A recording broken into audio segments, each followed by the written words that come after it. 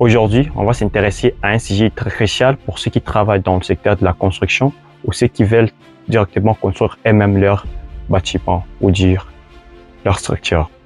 Dans cette vidéo, il s'agira d'aborder un sujet sur les erreurs à éviter lors du coulage du béton. Reste à la fin de cette vidéo pour profiter de ces connaissances afin d'éviter ces quelques erreurs lors de la construction de ta structure. Alors, si tu viens de me découvrir à partir de cette vidéo, sache que mon nom Colomban Boss Mouchamuka, ingénieur en génie civil. Il a dit c'est la chaîne Ingénieur Mouchamuka. Alors, si tu n'es pas encore abonné, sache le faire, abonne-toi, c'est gratuit. Active la cloche de notification et si besoin, lâche-moi un gros pouce bleu. Et dans le cas où tu as des questions à poser et des suggestions à me faire, voilà, n'hésitez pas à m'écrire dans le commentaire. Je prendrai le plaisir de lire et également de te répondre. Allez, c'est parti. Erreur numéro 1, c'est la mauvaise préparation du coffrage. Un coffrage doit nécessairement être stable et bien fixe afin d'éviter les déplacements ou les déformations lors du coulage du béton.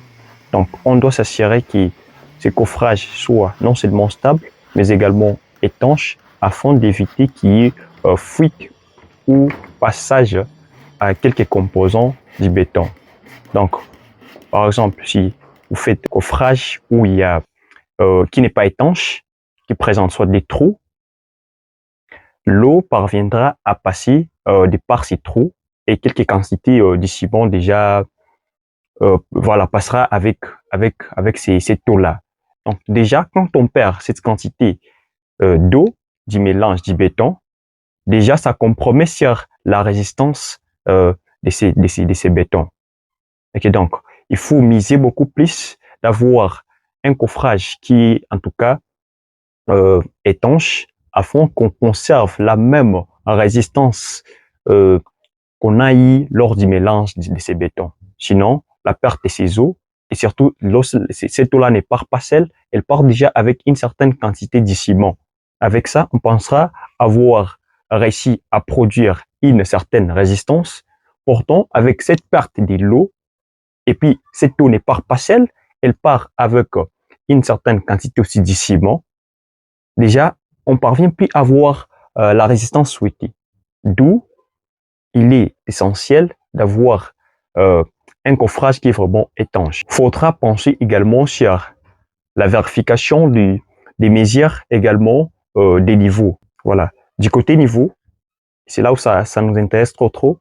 Déjà, quand on n'a pas respecté les niveaux du coffrage, ça veut dire que les bétons aura la même forme ou les mêmes niveaux que le coffrage. Parce que c'est les coffrages qui viennent déterminer la forme qu'aura le béton. Et que, donc, déjà, si une fois on a perdu du côté niveau, on n'a pas eu un bon niveau à la base, on aura cette déformation ou cette différence de niveau. Et pour récupérer ça, afin d'avoir quelque chose, disons, quelque chose de présentable, il faudra chercher à supprimer cette différence de niveau. Et pour supprimer cette différence de niveau, ça demandera beaucoup plus de matériaux lors des travaux de finition. Okay, donc, il faudra beaucoup plus miser sur cette partie. Sinon, on risque de perdre en quantité de matériaux aussi en main d'œuvre lors des travaux de finition. Un petit conseil là-dessus, c'est de ne pas oublier lors du coulage, disons avant le coulage, d'humidifier un peu les coffrages. Donc, essayez de déverser une certaine quantité d'eau sur le coffrage, surtout si le coffrage est en bois. Humidifiez ça pour éviter à ce que ces coffrages n'absorbent pas une certaine quantité d'eau déjà du mélange. Déjà, quand on a un coffrage qui prend une certaine quantité, pendant que la quantité d'eau du mélange, elle est très bien calculée pour avoir que ce soit un mélange un béton dosé à 250 kg par mètre cube ou moins que ça. Déjà, cette quantité d'eau qui peut être contenue dans un dosage de 350, si on prend pour un exemple, déjà, il y a ces planches-là qui absorberont d'abord une certaine quantité à la base, parce que les planches ont cette capacité d'absorber de l'eau. déjà c'est un manque dans notre mélange. On se dira que non, on a eu vraiment un dosage dosé à 350 kg par mètre cube, et pourtant, il y a une certaine quantité d'eau qu'on applique dans ce mélange. Quantité absorbée par quoi? Quantité absorbée par les planches. D'où il est nécessaire, et je les prends pour à te partager comme un conseil pratique. Essaye d'humidifier d'abord les coffrages avant de faire les coulages. Sinon, le coffrage absorbera une certaine quantité d'eau du mélange. Erreur numéro 2, c'est un dosage incorrect du béton. Un béton mal dosé, que ce soit en ciment, en sable, en gravier ou en eau, peut avoir des impacts négatifs sur la résistance finale de ces bétons. Par exemple, si vous ajoutez une certaine quantité exagérée d'eau dans le mélange, le béton sera moins résistant et sujet à des fissures. Et donc, veillez à respecter les dosages recommandés pour obtenir une composition qui est vraiment équilibrée.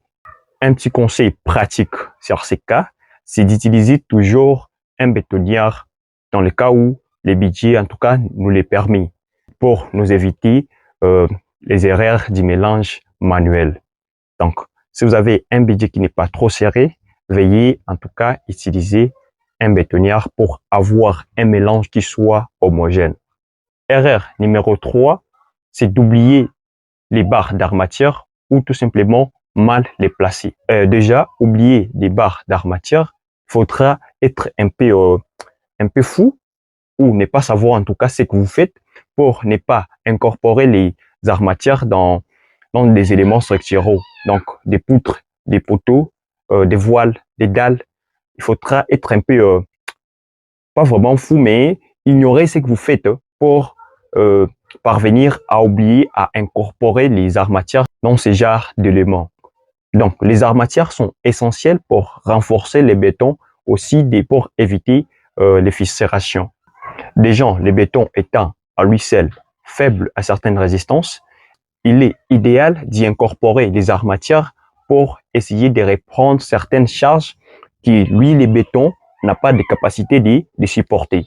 Et que donc, si on place mal les armatures, elles n'auront pas à jouer leur rôle.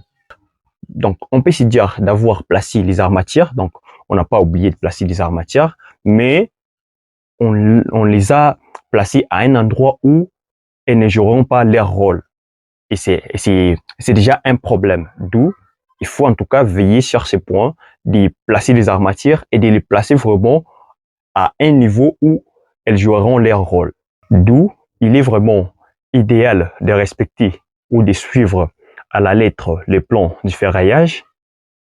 Et s'il y a des modifications à prêter, il faudra communiquer ou échanger avec celui qui a fait ces plans. Donc, celui qui a fait les calculs de ces armatures. Donc là, je te recommande de suivre à la lettre les plans du ferraillage, que ce soit les espacements qui sont prévus ou les sections prévues des armatures. Suivez ça à la lettre afin d'éviter certaines erreurs. Et avec ça, on aura une structure qui est vraiment résistante.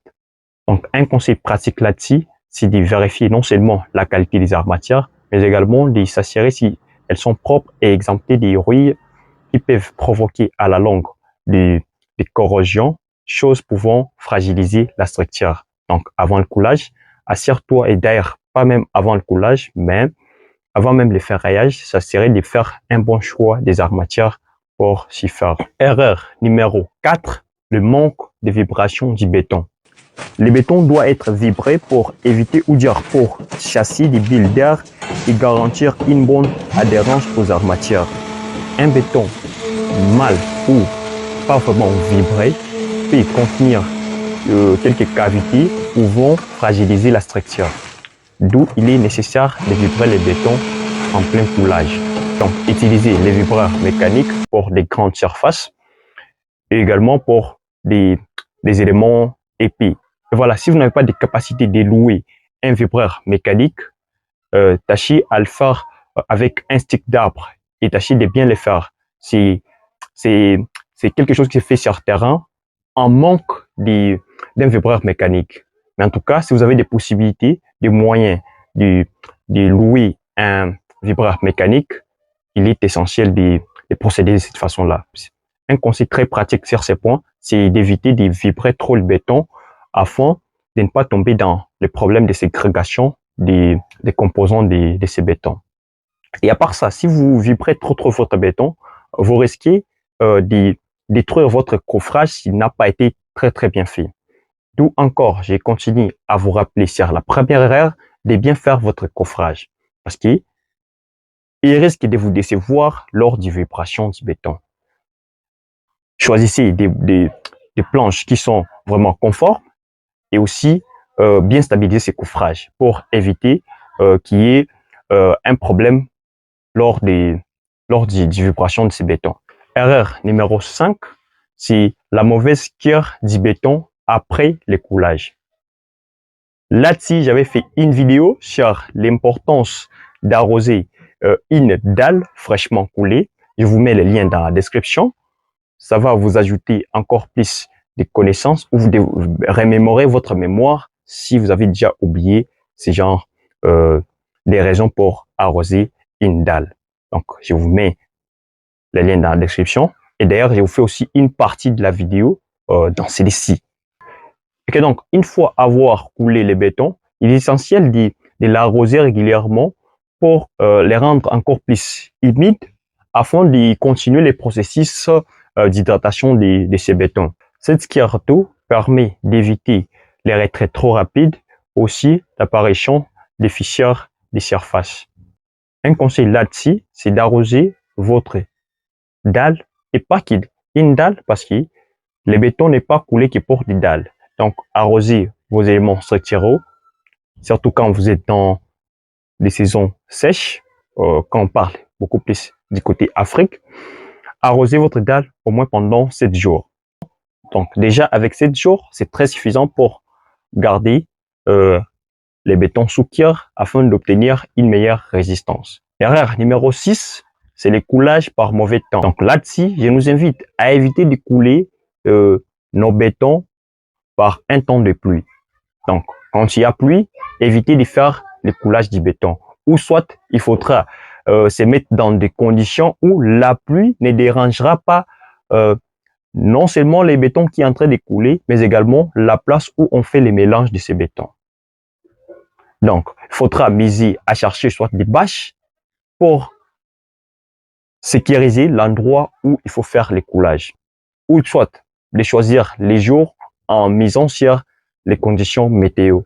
Parce que déjà, on peut se dire qu'on est déjà à l'abri de toutes les erreurs passées, mais et que donc, on a une résistance déjà meilleure de notre béton, donc à partir de notre mélange. Mais déjà, ce surplus d'eau qui s'ajoute à notre quantité du béton, ce surplus d'eau va compromettre la résistance du béton. Donc, tu diras que non, tu as fait un bon dosage de ton béton, mais cette quantité-là de surplus de l'eau, soit de pluie, qui s'ajoute à ton mélange, fragilise encore de plus les bétons que tu as produits. Donc, du côté résistance, ce béton sera moins résistant.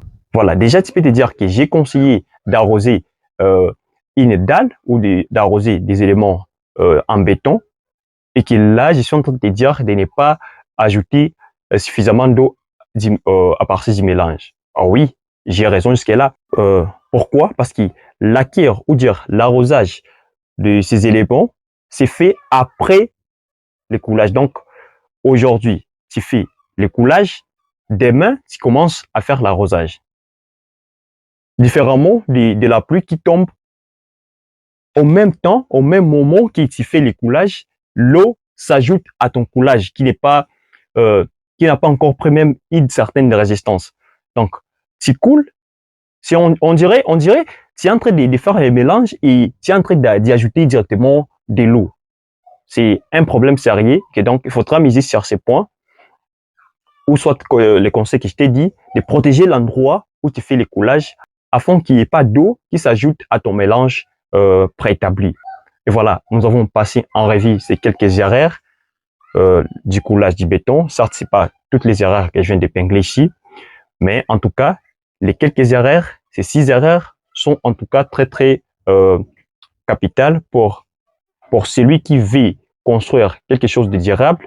Il suffira juste d'éviter de commettre ce genre d'erreurs et avec ça, on aura une structure qui est vraiment solide et résistante sur les longs termes. En suivant ces quelques conseils et en évitant ce genre d'erreurs, vous produirez des ouvrages dignes de ce nom, des ouvrages avec une certaine résistance et une certaine qualité. Et c'est avec ces mots qu'on peut se dire d'avoir fini avec cette vidéo.